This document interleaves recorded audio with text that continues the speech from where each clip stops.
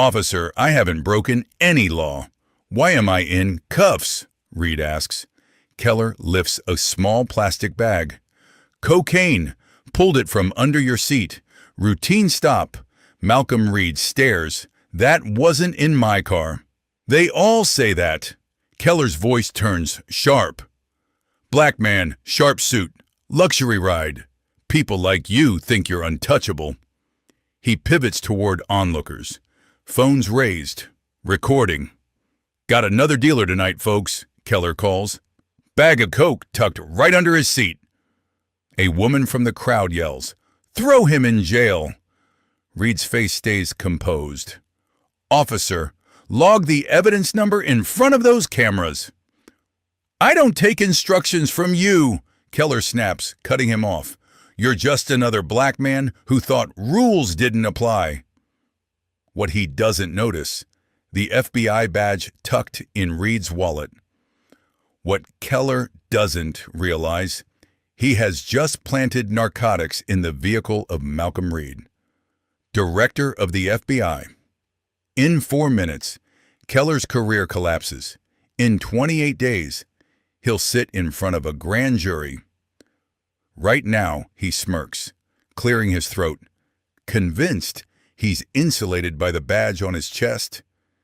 In reality, he's just detonated his own life with one arrogant decision. 15 minutes earlier, Malcolm Reed drives alone. No motorcade, no chase vehicles, no flashing lights, just a 53-year-old man heading home to see his mother. The interstate stretches ahead of him, mostly empty at this hour. Traffic thins as he passes the last Atlanta exits. His phone rests in the cup holder, Bluetooth paired. His mother's voice comes through the speakers, familiar and worn, softening the long day. You sound bone-tired, baby, Lillian Reed says. Malcolm smiles despite himself. Long week, Mama, but I'll be there in about 40 minutes. She's been asking about work. He keeps it surface level. Meetings, briefings, budget fights. He doesn't mention the police accountability task force he's quietly assembling, the one he's nurtured for 8 months. Not yet. The politics are fragile. Reform always is one misstep and doors slam shut. You drive careful, you hear me? Lillian says. Her voice carries a gravity. It didn't have years back. The heart issues slow her, but she's still his mother. Still giving orders. Yes, ma'am, Reed replies. And when you get here, I made your favorite peach cobbler, still warm. Malcolm chuckles. You didn't have to do all that. I know I didn't have to, she answers. I wanted to. They wander through small talk.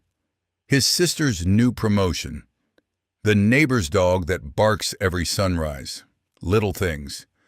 The kind of conversation that feels like being home even when you're still miles away on the highway. Reed glances at his suit jacket, folded on the back seat, deep navy, tailored perfectly.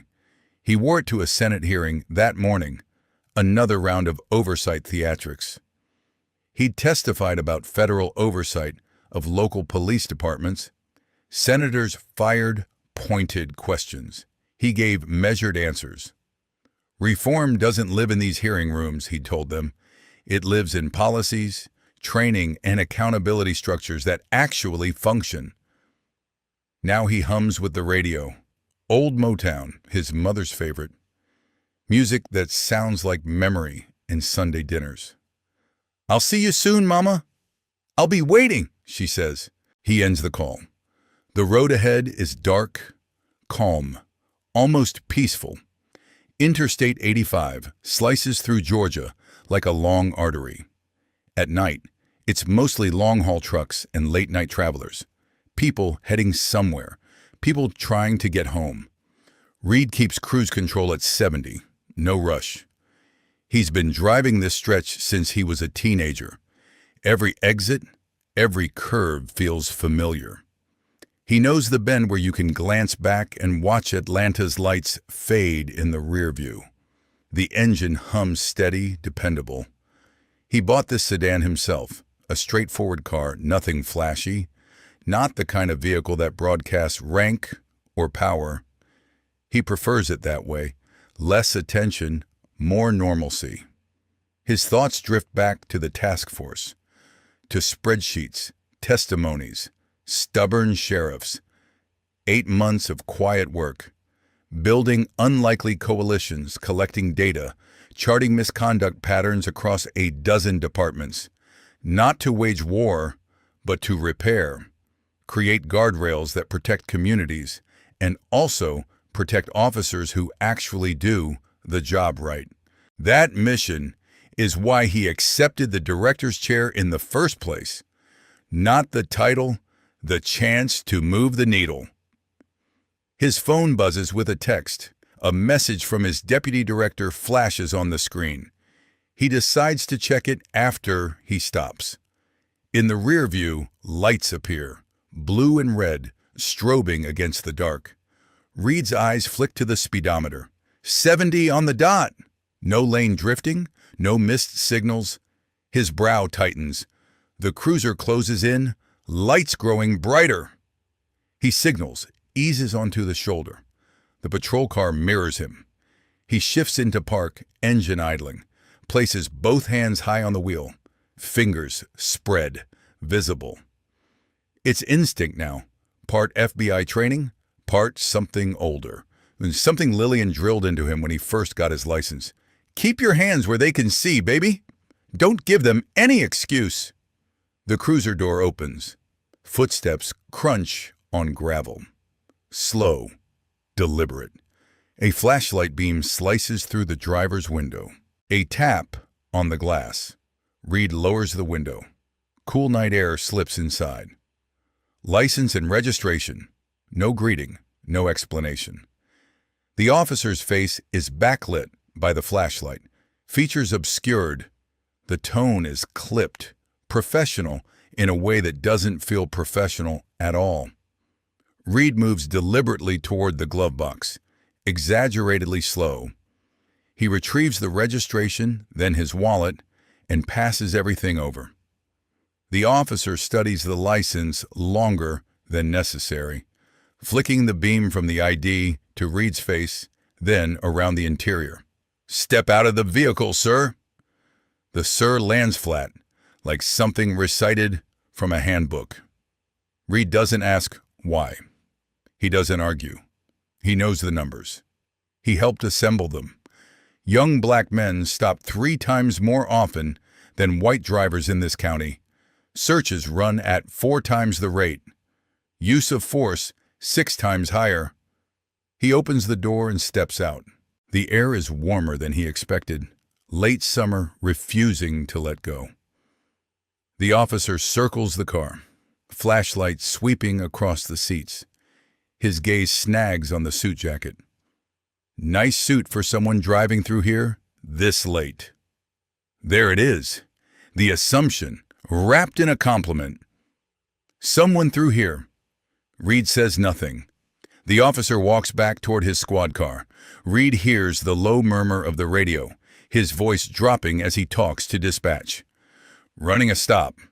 Possible 23. Drug suspect! Reed recognizes the code. Every agent does. He hasn't run any stop. There was no violation to begin with. Minutes stretch thin. Reed stands by his car, waiting, hands relaxed. Cars race past on the interstate, headlights sweeping over them. Nobody slows.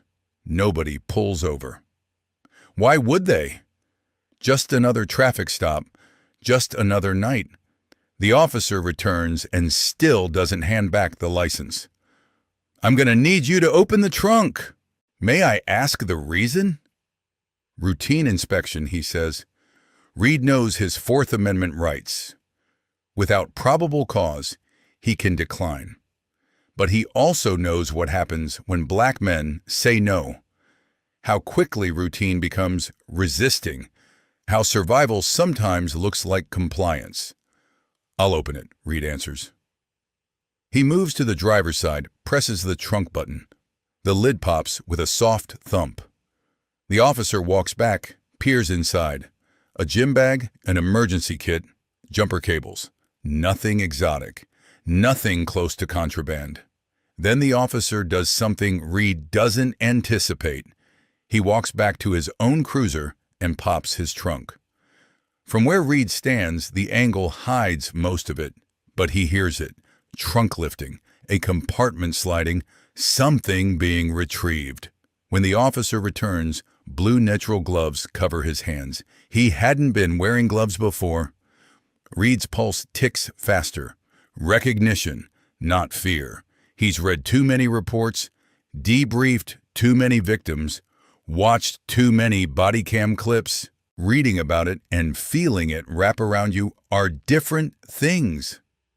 The officer crouches by the driver's seat, reaches under, slides something into place. Then he circles, opens the door again, leans in as if searching, performing. 8 seconds later, he straightens, holding a small plastic bag triumphantly aloft. "Found this under your seat." Reed stares at the baggie. Clear plastic, maybe 2 grams of white powder. "That's not mine," he says evenly.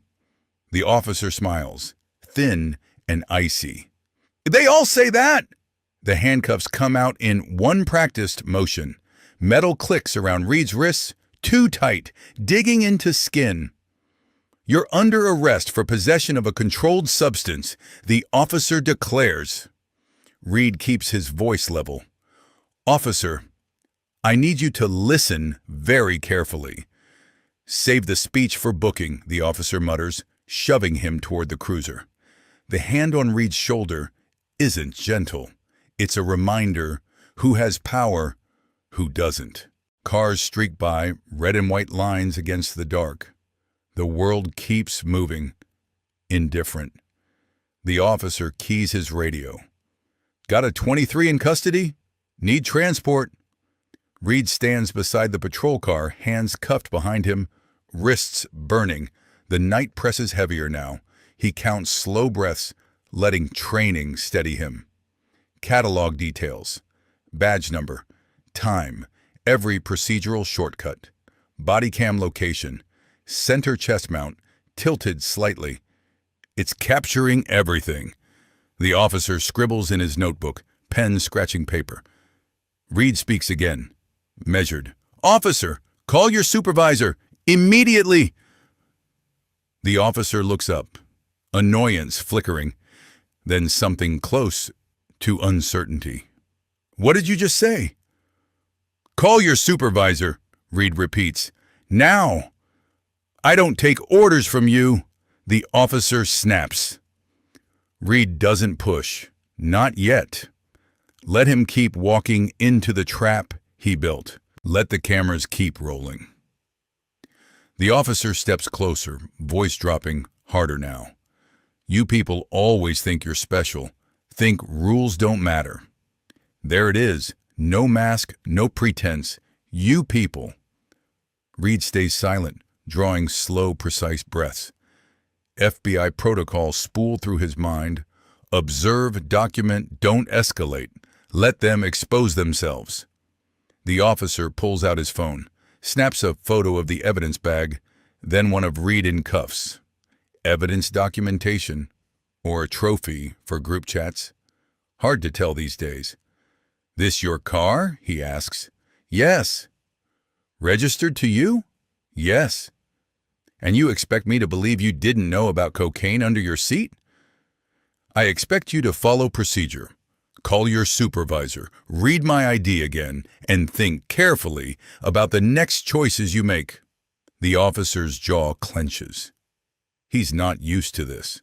Suspects who sound like lawyers, who don't beg. He stalks back toward his cruiser, radio crackling. Reed catches fragments, raised voice, defensive edges, routine stop, found substance, subject being difficult, demanding a supervisor. Another patrol car appears, lights flashing, summoned earlier. This wasn't random, it was coordinated. Another easy score.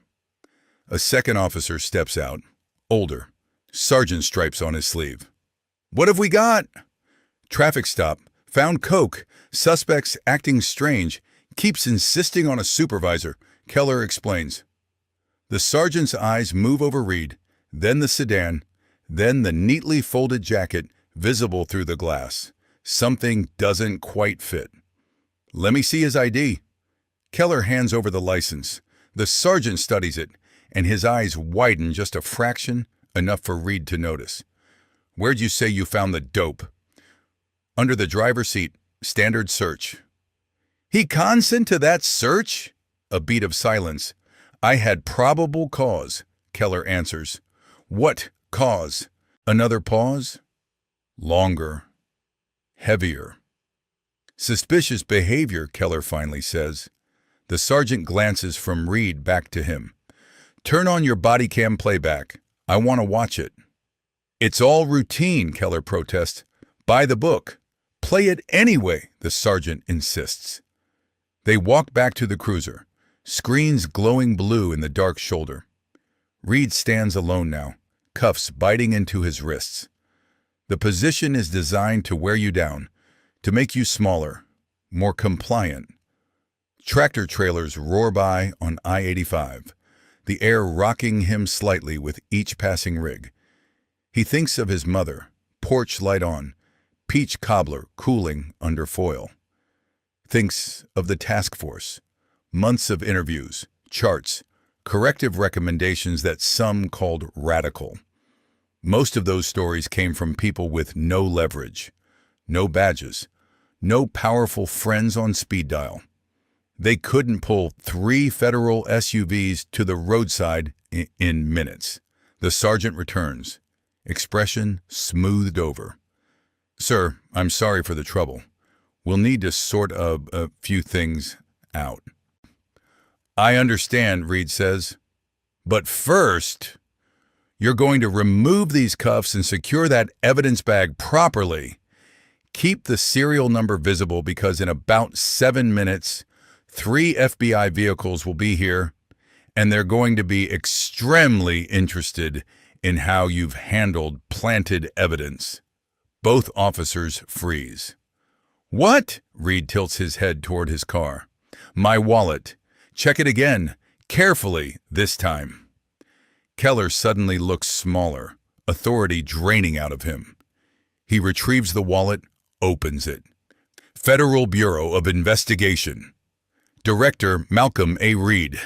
The badge glints under the cruiser's lights. Gold official. Impossible to argue with. The sergeant's face drains, his posture stiffening. Keller's hand trembles. Sir, there has to be some misunderstanding. What you were just doing is on video, Reed cuts in. Tone still calm, but undeniably commanding. Every second, from your trunk to my car, from my car back to your hand, then under my seat, all of it recorded. Keller's mouth opens and closes like he's searching for a script that doesn't exist. I followed protocol, he mutters. You planted evidence. That's not... I found it. It was there. 6 months ago, that cocaine was logged as evidence in one of your cases, Reed says. Case 2024-0719. Your arrest, your seizure, evidence that should have been destroyed by now. Instead, it's riding around under my seat. Serial number HG762. Want to explain that? Silence hangs heavy. The sergeant reaches for his radio, but Reed speaks first. Too late. I've already called it in. FBI Atlanta field office is en route. So is internal affairs. You've got one choice left. Cooperate. Do this the easy way or the hard way, Reed finishes. Keller's face twists. Panic, anger, frantic calculation. The sergeant finally barks, "Get those cuffs off him! Now!" Metal clicks open. Reed rubs his wrists. Red grooves already forming. He'll photograph them later. More documentation. Down the highway, a cluster of headlights speeds toward them. Multiple vehicles moving with coordination, not coincidence. Keller paces, phone pressed to his ear, voice tight and rambling. The sergeant stands a few steps away from him now, instinctively distancing himself from the implosion. 3 dark SUVs pull onto the shoulder, lights low but unmistakably federal. Doors open in sequence. Agents step out in dark suits, FBI shields visible on belts. Agent Lauren Pierce leads them, her gaze immediately locking on Reed. She's worked alongside him for 6 years. She takes in the scene in a heartbeat. Reed, unshaken but marked by cuffs, officers rattled, cruiser lights spinning. Her jaw hardens. She heads straight for Reed. "Director, Lauren, we'll take it from here," she says quietly. "Secure the scene," Reed orders. "That evidence bag gets logged. I want his body cam preserved, and I want both their names spelled correctly." Pierce nods and turns to the sergeant. "Names, now!" He complies immediately. Keller's still on the phone until Pierce steps over and ends the call with a firm tap. "You're going to want an attorney," she tells him flatly. The scene flips in minutes. What started as a routine stop becomes a federal crime scene. Yellow tape, evidence placards, flash photography, everything documented. Officer Brian Keller stands near his cruiser, now more suspect than cop. 14 years on the job, 38 complaints, 0 discipline. Tonight, that streak ends. He watches agents move methodically. His body cam is unclipped, powered down, sealed into an evidence bag. His trunk is opened and cataloged. They discover a hidden compartment, not standard hardware. Inside, 3 more matching baggies, same labels. Evidence that should have been destroyed months ago. Keller's face goes ash gray. Pierce walks back to Reed. "We've got enough." Camera shows him slipping the bag into your car. Serial numbers tied directly back to previous seizures. "How many?" Reed asks. 3 extra bags in the compartment, all logged as the evidence from his earlier arrests. "None destroyed per the 90-day protocol," she answers. Reed nods, unsurprised. This is the pattern he's been charting for months, a pattern repeating across a dozen departments.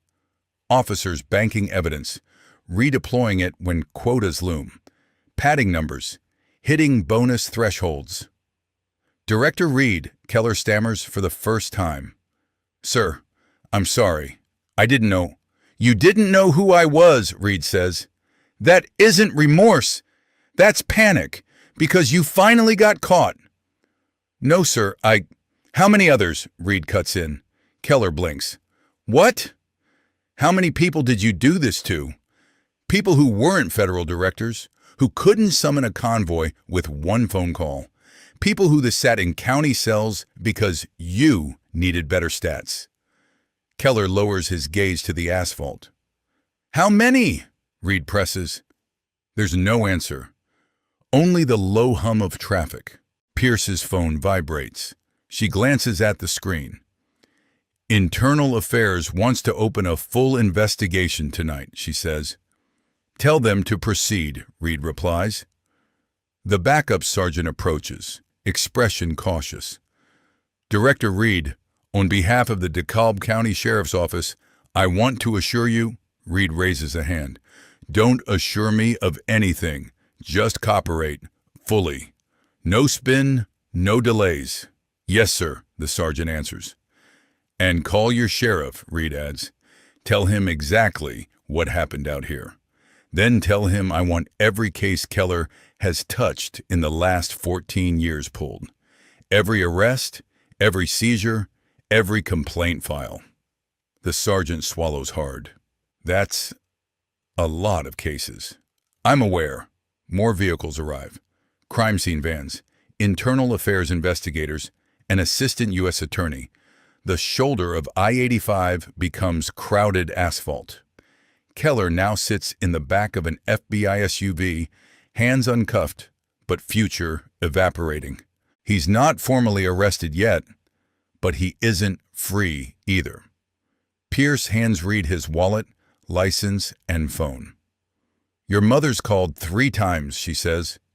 Reed checks the clock, almost midnight. He was supposed to arrive around 11. He dials. Lillian answers on the first ring, fear already in her voice. "Malcolm, where are you? I've been worried sick." "I'm all right, Mama. I'm sorry. Work came up," he says, choosing each word. "I'll be there soon." "You sure you're okay? You sound—" "I promise. I'm fine," he lies gently. "Keep that cobbler warm."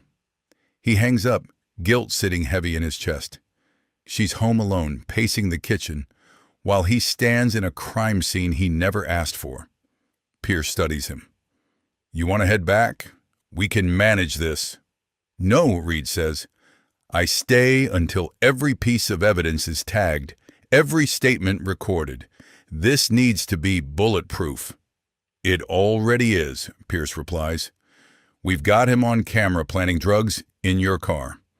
Reed shakes his head. "That's one cop. I want the system that elevated him and protected him for years." She understands. It was never just about Keller. By 2 in the morning, the roadside is mostly cleared, evidence is logged, witness and officer statements taken. Keller is transported to the FBI field office for formal questioning. Reed finally slides behind his own wheel again, wrists still sore. He pulls back onto the interstate, finishing the drive he started hours ago, under entirely different expectations. The highway is nearly empty now, just his headlights cutting through darkness in the weight of what tonight has triggered. He thinks about all the people Keller planted evidence on before, people without badges, without titles, who couldn't summon justice with a phone call. The ones who pled out because they couldn't afford a lawyer. The ones still carrying records, denied jobs, apartments, dignity. His mother's porch light glows when he finally pulls up. 3:15 a.m. She's still awake, curtains parted. He parks, sits quietly for a moment, letting the engine tick as it cools. Then, he steps out and goes inside. Within 7 minutes of that traffic stop, 3 FBI vehicles had arrived. Keller lost control of the narrative. By sunrise, his department would start losing it too. Day 1, Agent Lauren Pierce opens the official file on Officer Brian Keller. The folder is thicker than anyone would expect for a man with no discipline marks in his personnel record. 38 citizen complaints between 2012 and 2024. 17 allege racial profiling. 9 allege excessive force. 4 specifically describe evidence being planted. 3 claim illegal searches and seizures, every complaint stamped the same way. Unfounded, not sustained, insufficient evidence, no action taken. Pierce reads them in order. A pattern emerges quickly. Complaint 1, March 2012. Marcus Johnson, age 29. Routine traffic stop. Keller claimed he discovered meth in the center console. Johnson insisted it wasn't his. Charges dismissed 6 months later for a lack of evidence. The arrest record, however, stayed. Johnson lost his job when his clearance got pulled. Complaint 8, June 2014. Kendra Lewis, 37, pulled over for allegedly failing to signal. Keller searched her vehicle for 40 agonizing minutes. Found nothing. Her complaint mentions Keller calling her mouthy when she dared ask why she was being detained so long. Complaint. 14 August 2017. Anonymous tip to Internal Affairs. Keller keeps extra evidence bags in his trunk. IA looked, found nothing, closed the file. Tips kept coming. The pattern never shifted. Mostly young men, overwhelmingly black, ages roughly 20 to 48. Same clusters of neighborhoods, same story beats, mysterious finds, questionable searches, cases quietly dismissed, lives loudly disrupted. Pierce pulls Keller's arrest stats. On paper, he's a star.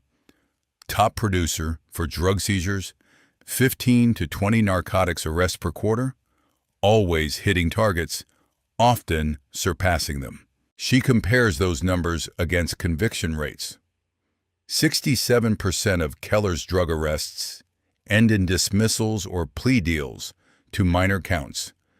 The department's overall rate is 23%. The math is damning. Day 3, the lab results hit her inbox. The cocaine taken from Reed's sedan, serial HG7629, shows as logged in the evidence database on March 4, 2024. Original arresting officer, Keller, routine traffic stop. The defendant in that case pled to simple possession. Case closed. Under policy, the evidence should have been destroyed within 90 days. Instead, it spent half a year riding in Keller's hidden compartment.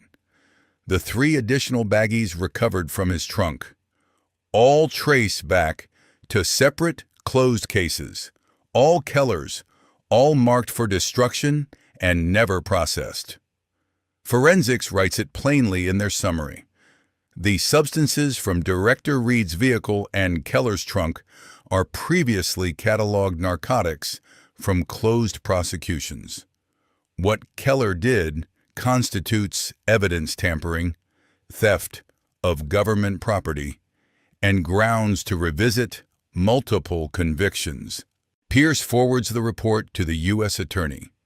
Day 5, subpoenas land at the DeKalb County Sheriff's Office. Full server access granted.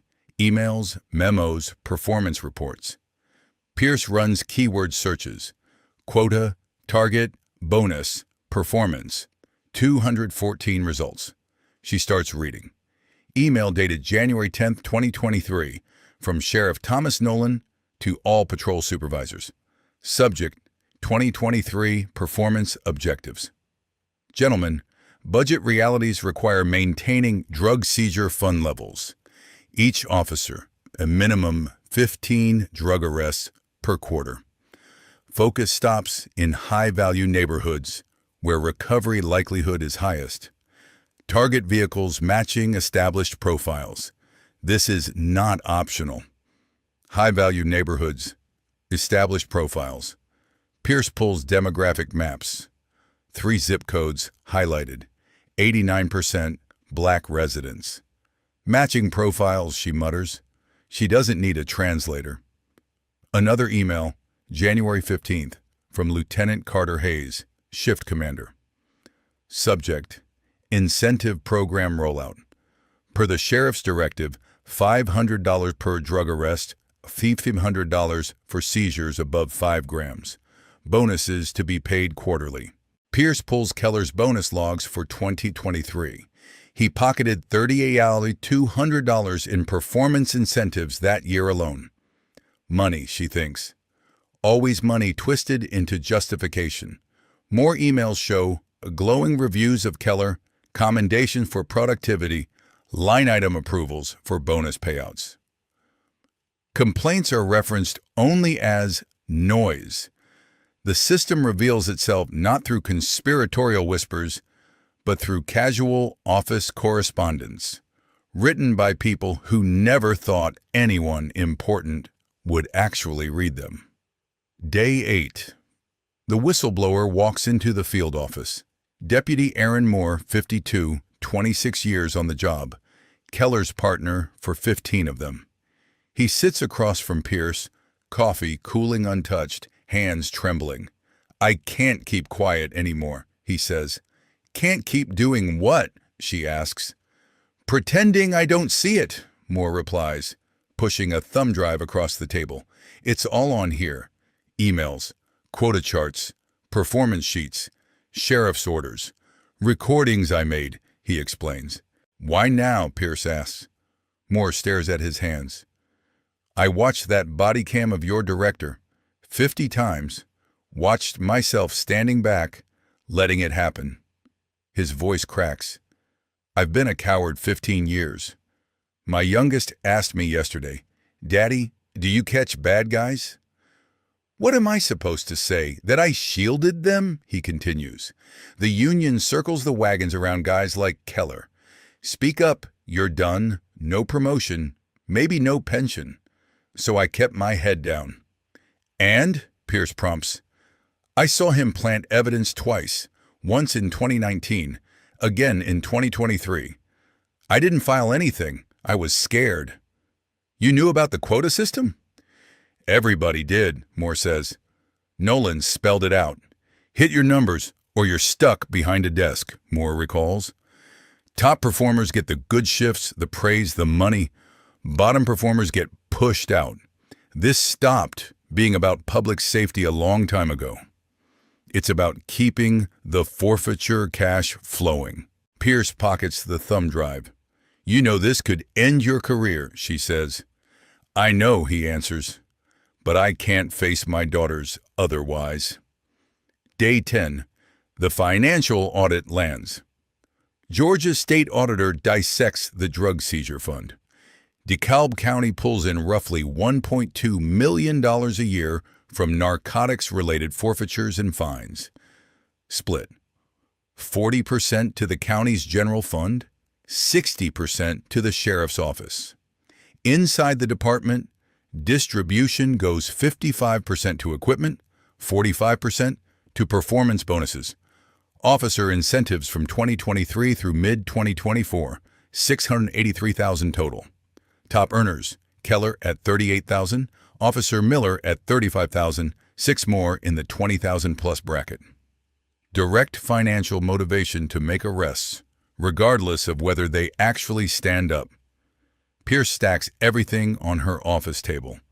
Complaint logs, racial disparity charts, forensic reports, email printouts, whistleblower testimony, audit summaries. The case is no longer a question of if something's wrong. It's how far the rot reaches. She pins it all to maps. Geographically, 89% of Keller's drug arrests cluster inside those same 3 zip codes Nolan highlighted. Overwhelmingly black neighborhoods branded high value. She overlays stop locations with income data, school zones, even voting precincts. Then she maps it against calendar dates, quarter by quarter. Another pattern sharpens into focus. Arrest spikes in the final week of March, June, September, December. Quarter-end surges. Stats padded just in time for performance reviews and budget meetings. She zooms further in, month by month. Another rhythm appears. Every last week of the month, numbers jump again. When supervisors are closing spreadsheets, Keller is out hunting numbers, not criminals. She circles the trend lines in red ink, the same color used on Keller's commendations. The irony isn't lost on her. Pierce can imagine how it played out. Slow weeks near the start of the quarter, casual stops that go nowhere. Then, as deadlines loom, Keller reaches into that secret trunk compartment for one more bag. Instant probable cause, instant arrest, another bonus check, another life upended. She flips through more emails. Supervisors congratulating him for strong closes at quarter's end, never once asking why his curve spikes. On her whiteboard, she writes 3 words in thick marker: structural, not accidental. This isn't one rogue cop gaming the system. He's a symptom of rules that reward exactly this behavior. Quotas, bonuses, targeted neighborhoods, all spelled out in writing. She steps back, surveying the wall of documents. Patterns don't lie. The system is performing precisely as designed, and Malcolm Reed now has proof. She begins drafting her summary for the director. Complaint records establish a long history of unchecked misconduct. Serial numbers and lab work prove deliberate evidence recycling. Internal emails show explicit quota and bonus schemes focused on black neighborhoods labeled high value. The whistleblower corroborates everything from the inside. Financial records provide motive. She maps it temporally. Quarter-end spikes, month-end bursts, arrest numbers surging right when the spreadsheets close. Arrest spikes line up almost perfectly with bonus payout dates. Pierce starts interviewing victims. 5 agree to put their names on the record. Marcus Johnson, I lost my job, my clearance, my name over something that was never mine. Kendra Lewis, I can't get behind a wheel without shaking. I see a cop, I shut down. Jamal Turner, complaint 23. He beat me, hospitalized me, planted dope, then lied on the stand. Anonymous complainant. 31. I did 6 months before they dropped everything. 6 months. My kids went into foster care. And Malcolm Reed. I'm director of the FBI, and even I nearly became a statistic. The file grows layer by layer, receipt after receipt. If you've ever wondered how one person can crack a system open, keep listening. The next document. Pierce finds blows everything wide open. She assembles the final investigative report. 163 pages plus appendices. Evidence logs, victim statements, financial breakdowns, reconstructed timelines. She ships copies to the U.S. Attorney's Office, the Department of Justice Civil Rights Division, and the Georgia Bureau of Investigation. Subject line: Systemic Civil Rights Violations, DeKalb County Sheriff's Office. But proof alone doesn't topple power. By day 12, the machine pushes back hard.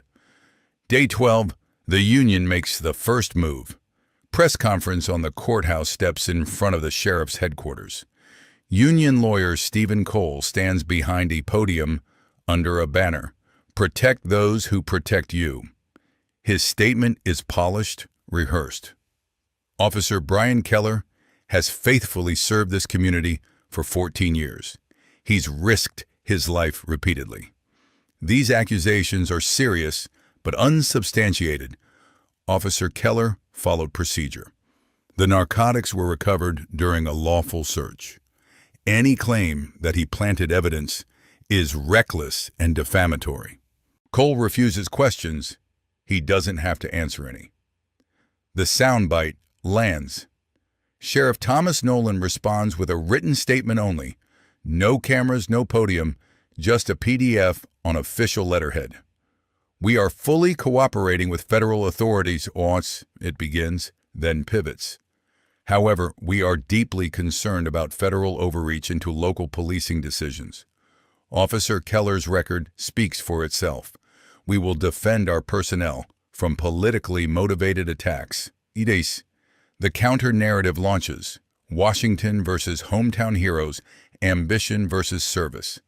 Day 13, an internal memo circulates, not to the media, but to Keller's allies, union reps, officers who owe him favors. Subject: protect our own. The language is vague but pointed. Some personnel may feel pressured to cooperate with federal investigators. Remember, loyalty is essential. Silence safeguards everyone. Individuals who speak against fellow officers often find their own files scrutinized. The warning never uses the word threat, but nobody misses the meaning. Marcus Johnson gets a knock at his apartment door that evening. 2 officers, friendly smiles, rehearsed concern. Just checking in, they say. Heard you've been talking with the feds. Situations like this can get messy. Wouldn't want anything misunderstood. Johnson doesn't sleep that night. The next day, Kendra Lewis's employer gets an anonymous call. Are you aware your employee has a criminal history? Might want another background check. She's placed on probation within 24 hours. Meanwhile, the young man from complaint 23, now 24, backs away. I must have remembered wrong, he tells Pierce on a recorded call.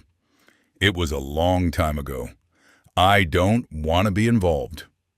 The anonymous complainant from Case 31 disappears altogether, moves to Tennessee, no forwarding address. Deputy Aaron Moore, the whistleblower, receives a text at 3 in the morning from a blocked number. Snitches don't retire, pensions can vanish. The next afternoon, his wife finds flowers on their porch. No card, no signature, just flowers. Message received. Day 14, the character assassination kicks in. Anonymous blog posts pop up overnight. FBI director abuses power over routine stop. Feds trample local autonomy. Talk radio host ask, was Reed really innocent? Hashtag spread. Stand with Keller. Thousands of new accounts, all pushing the same lines. If he's FBI director, why no motorcade? Why alone? Why that neighborhood? That late? The insinuations come wrapped as questions, but all point one direction. Call-in shows fill with voices swearing Keller's a good man, a protector. He's kept our streets safe for years. This is a witch hunt. Local TV interviews retired cops praising his instincts. Active deputies insist, I'd trust Keller with my life. Before long, Keller is framed as the wronged party. Reed becomes the bully. Day 15, the pressure ramps up. 5 would-be witnesses stop answering FBI calls. 2 attorneys quietly withdraw from representing complainants, citing unforeseen conflicts. No further details. Moore receives notice that his pension is under routine review. No one explains why. Marcus Johnson's credit score suddenly drops 80 points from mysterious hard inquiries. Kendra's car insurance gets canceled without explanation. None of it happens loudly. It's all pressure by 1,000 tiny cuts. A phone call here, paperwork there, a reminder that the institution remembers disloyalty. County commissioners huddle with Nolan behind closed doors. Agenda item: federal interference in local policing. A few state legislators publicly question the FBI's mandate. DeKalb can police itself, they insist. The governor's office issues a bland statement, monitoring the situation closely. The hierarchy closes ranks. Cole releases another union statement, nearly identical to the last. Officer Keller followed department protocol. The narcotics were discovered during a lawful search. Any accusation of planting evidence is defamatory. The sheriff's office declines further comment, citing an ongoing internal review. Pierce watches the pushback roll across news feeds. She's seen this defensive playbook before. Different cities, different uniforms, same tactics. Scare witnesses, smear accusers, rewrite the story. She calls Reed.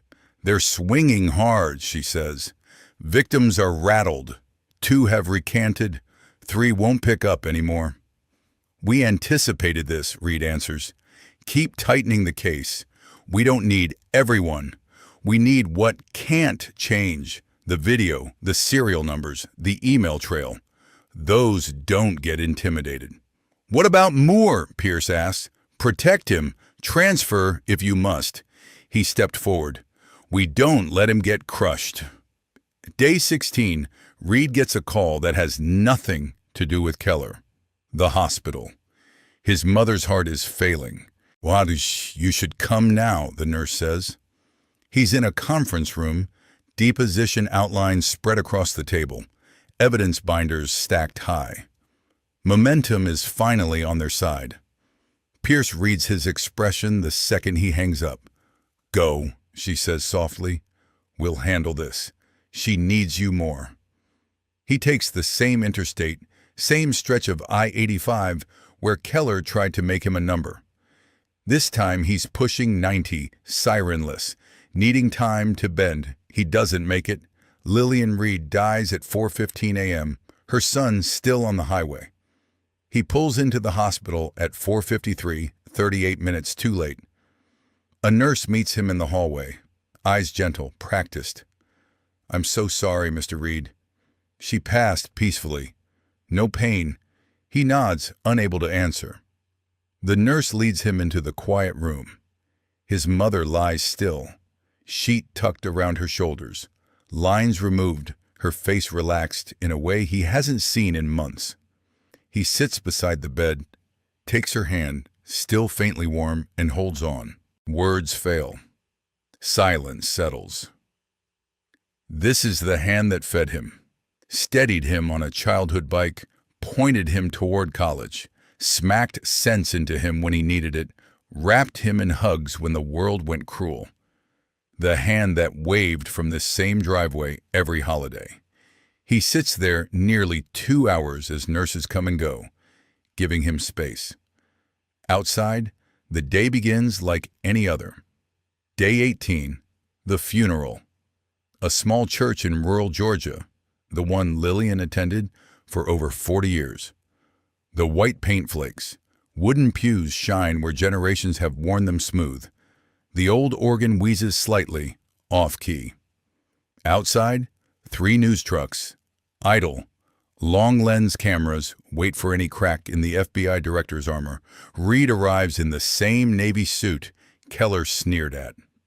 He strides past microphones and shouted questions, steps into the church where about 60 people sit, neighbors, cousins, women from the choir, people who knew Lillian simply as Lillian.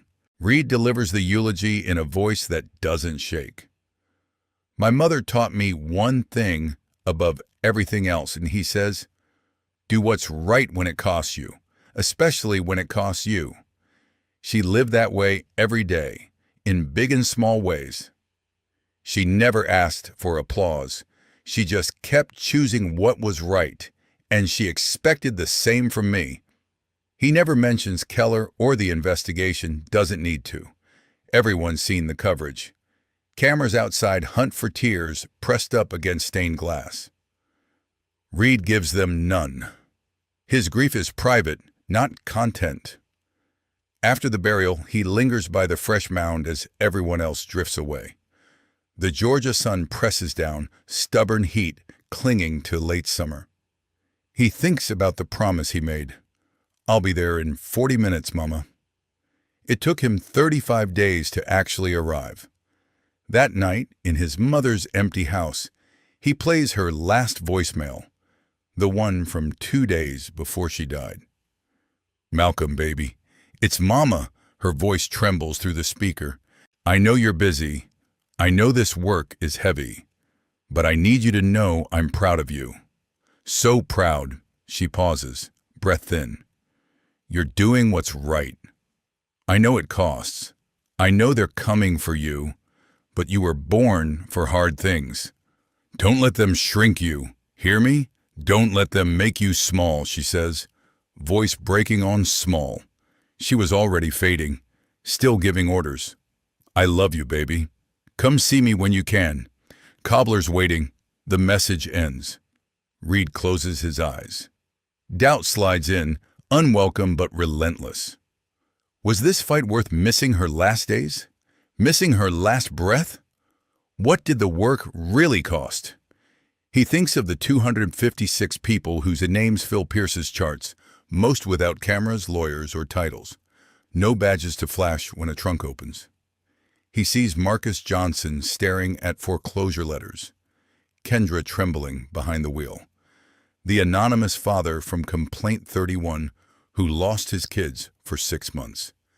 He hears Lillian again. Born for hard things.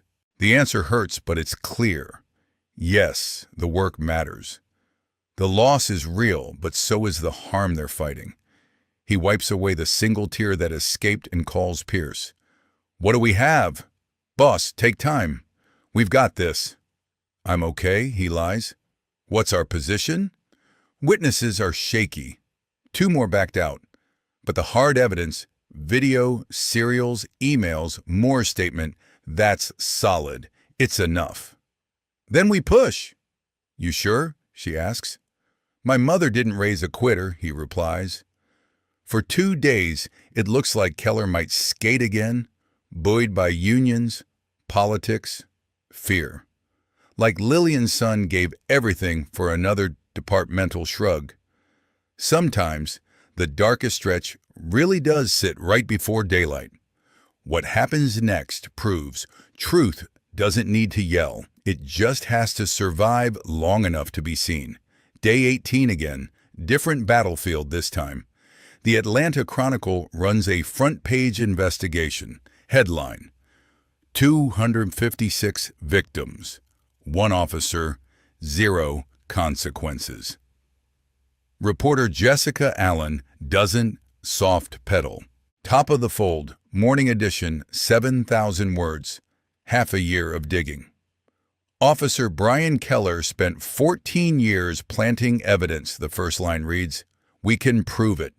The piece opens with read, I-85, a baggie, a serial number. Then the turn, read is victim 256. Here are the others. Allen lists every person who agreed to be named. Marcus Johnson, Kendra Lewis, Jamal Turner, 40 plus, more. Another 212 appear as anonymized case entries built from arrest records and complaint files. The data spreads across the page like a map of harm. 12-year timeline, dots clustering in 3 zip codes, demographic breakdowns, outcomes charted. 80 plus, percent black men, ages 19 to 46.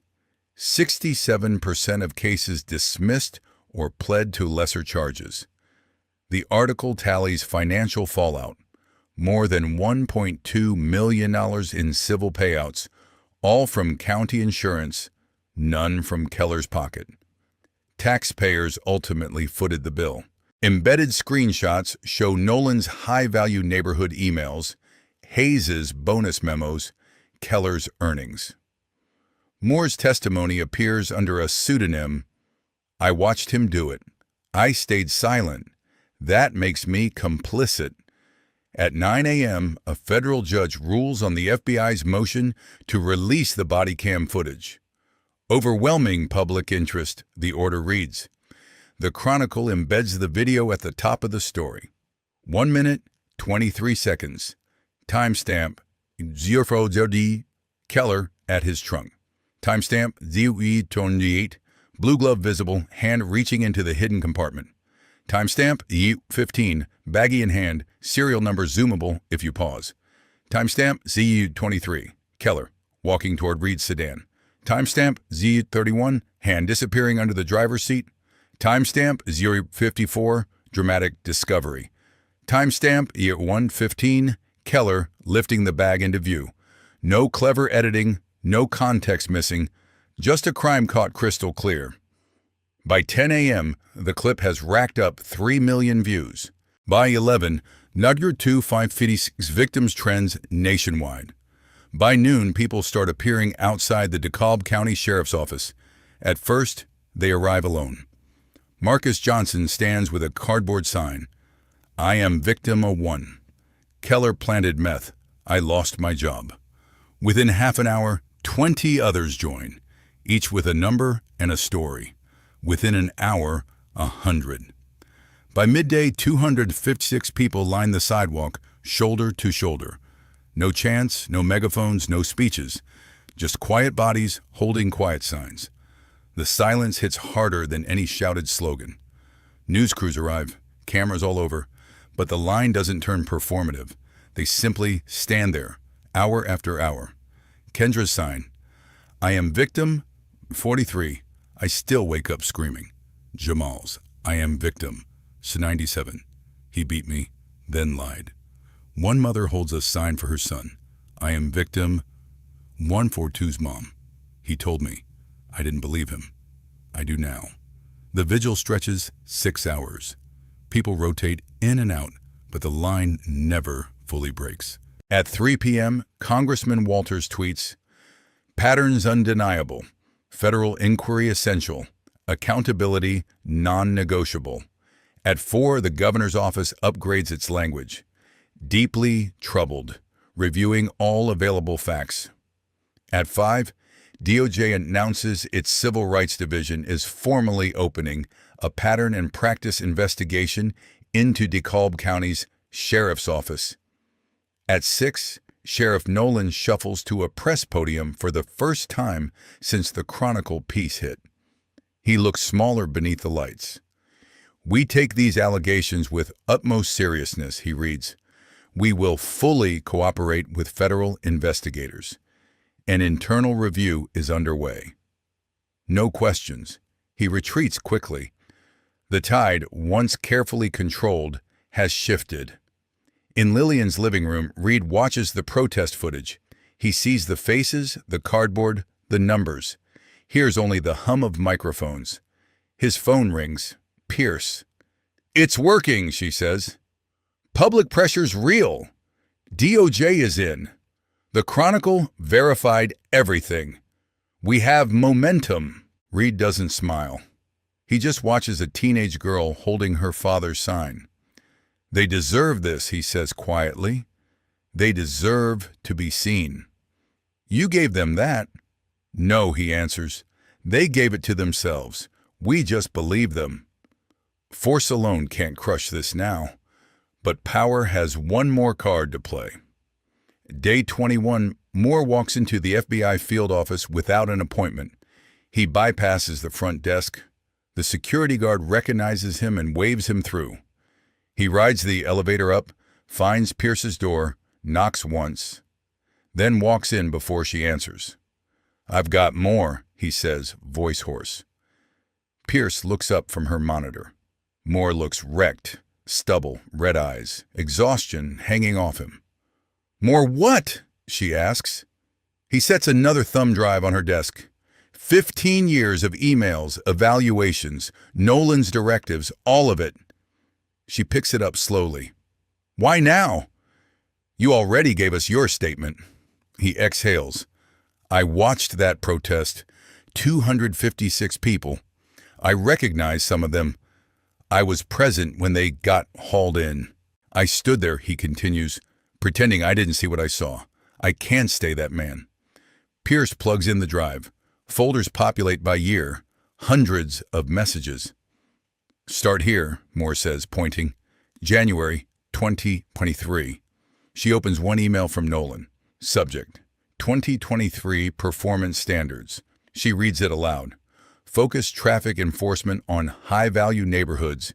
Target vehicles that fit profile.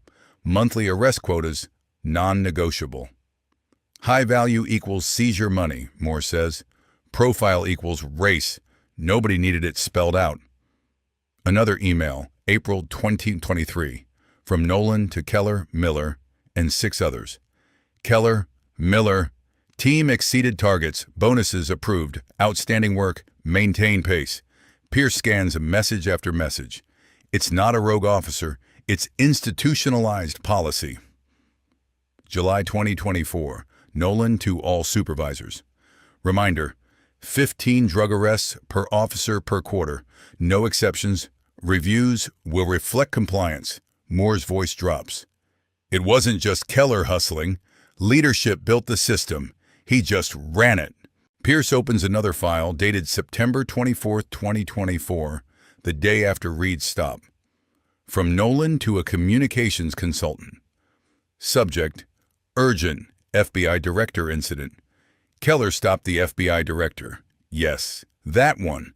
Plant caught on body cam. Need crisis management immediately. Budget unlimited. Consultant replies, on it. Can we undermine director's credibility? Nolan, try everything. Pierce looks up. This is conspiracy. Straight from the top. It isn't just Keller hustling side money. It's Nolan and Hayes orchestrating the whole apparatus. Moore slides over a notebook, his own handwriting. Roll call quotes.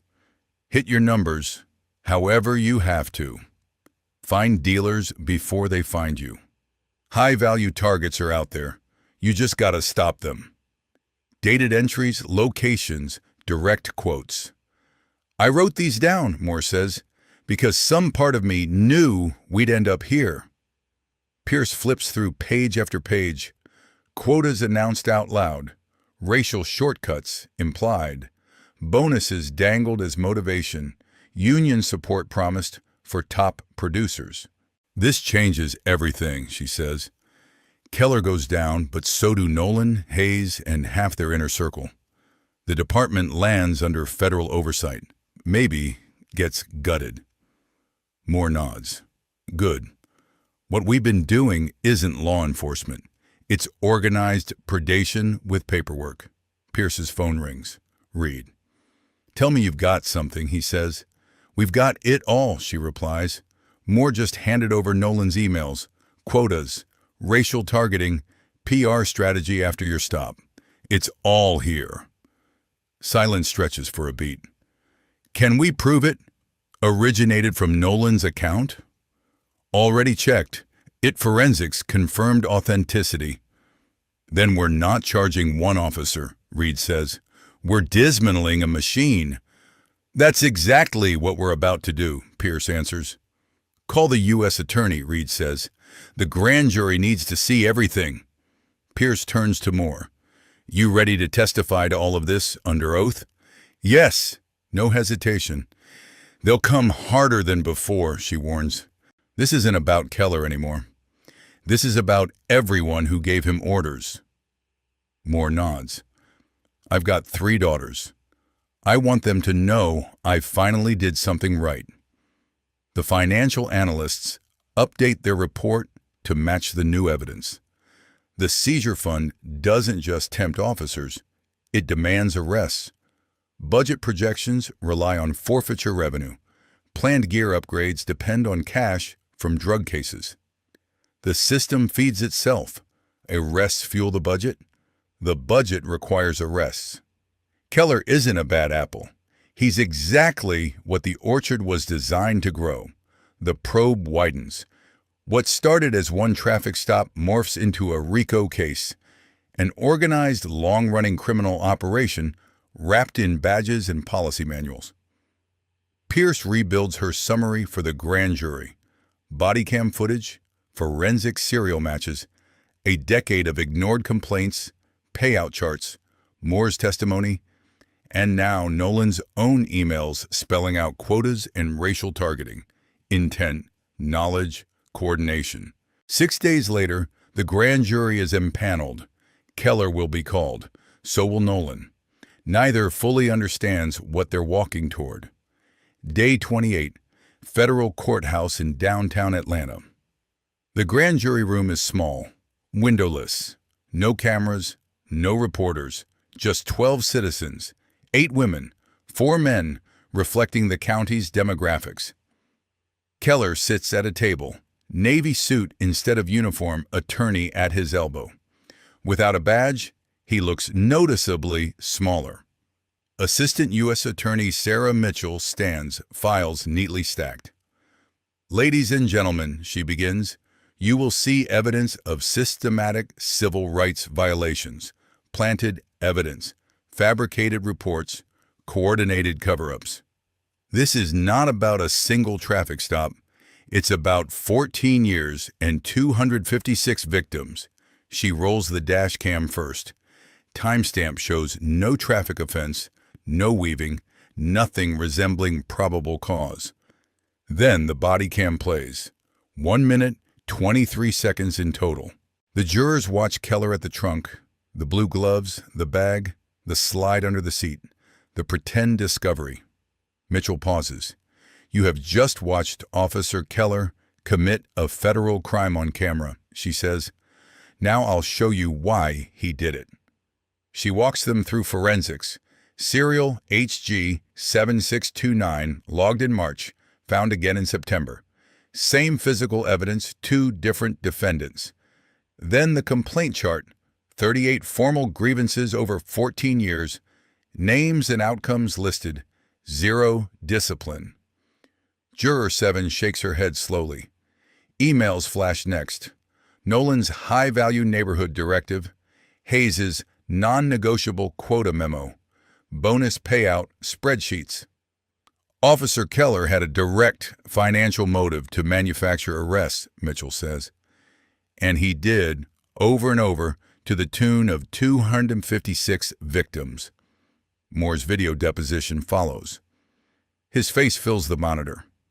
I saw him plant evidence twice, he says. He kept baggies in a hidden compartment, gloves in the trunk, told me to hang back during searches. I looked away. 5 victims testify live. Marcus, Kendra, Jamal, and 2 others. Each story tracks the same arc. Roadside stop, invasive search, sudden discovery, life shattered. Reed testifies last. As FBI director, he's composed, restrained. I'm trained to remain calm under pressure. To document everything, he tells them. Even with all that training and authority, I almost became another number in that spreadsheet. That ought to scare us more than anything. Keller's attorney argues the footage is ambiguous. Chain of custody intact. Mitchell counters. We literally see him placing the drugs. And yes, he documented his own crime meticulously. The defense tries a different tack. My client served honorably for 14 years, the lawyer insists. Exactly, Mitchell replies. 14 years of systematically trampling civil rights. Longevity isn't exoneration, it's aggravation. Keller declines to testify, invoking the Fifth. The jurors retire to deliberate. 90 minutes later, they return. The foreperson, a middle school teacher in her 50s, stands. Has the grand jury reached its decision? The judge asks. We have, she answers. On count 1, planting evidence, true bill. Count 2, falsifying police reports, true bill. Count 3, deprivation of rights under color of law, true bill. Count 4, conspiracy to violate civil rights, true bill. 4 counts, 4 indictments. Keller's face goes ashen. His attorney closes his folder, already gaming out trial strategy. Mitchell isn't finished. Your Honor, we have additional indictments, she says. Sealed envelopes are opened, names read aloud. Sheriff Thomas Nolan, Lieutenant Carter Hayes, 3 other supervisors, the union president.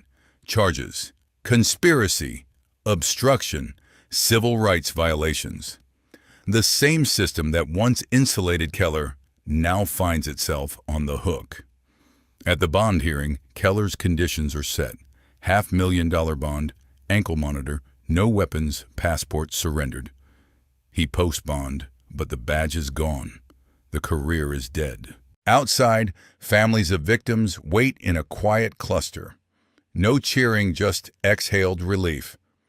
Reed watches from distance, no podium, no statement. The indictments say everything that needs saying. But this moment isn't an ending, it's a beginning. 48 hours later, Keller is formally terminated. His trial date, 6 months out. Nolan's comes after. 4 other officers land on administrative leave, stripped of street duty. Nolan steps down under mounting pressure. DeKalb County announces sweeping reforms, body cams, now mandatory and non-discretionary. Officers lose jobs if they switch them off without cause. Arrest quotas. Outlawed, language written straight into policy.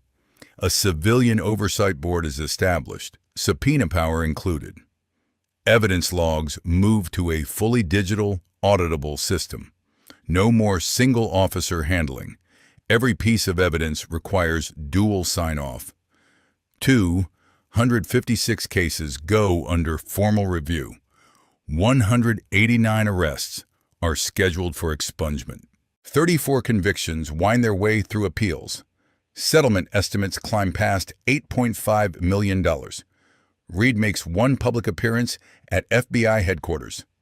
This case was never about me, he says. I was victim 256. There were 255 before me. They deserve more than apologies. They deserve a system that actually works, he continues. No Q&A, no back and forth with reporters. He steps away from the podium. Keller's trial is set for March, Nolan's for April. More will testify in both. Many of the 256 will too. Policy changes start in DeKalb and ripple outward to 14 other departments already flagged in DOJ reviews. A badge can hide evidence for a while, but it can't bury truth forever.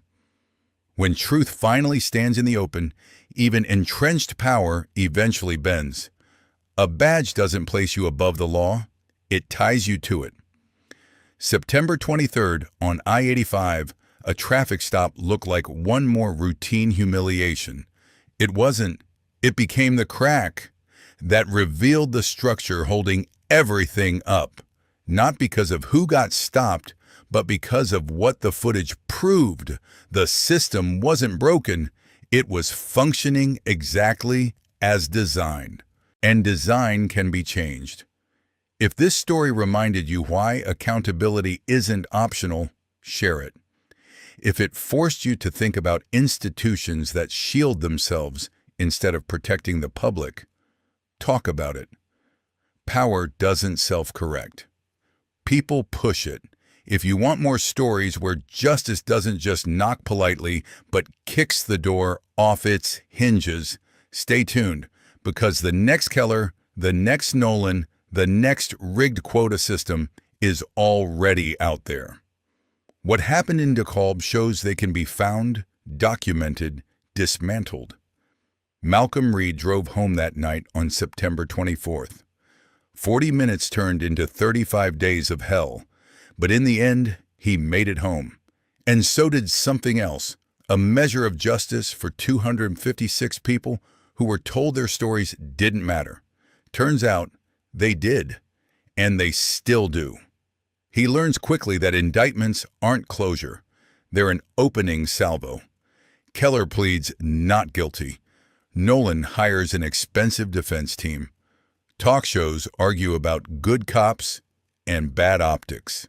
Meanwhile, Pierce and her squad keep grinding, lining up witnesses, sealing gaps, prepping for trial.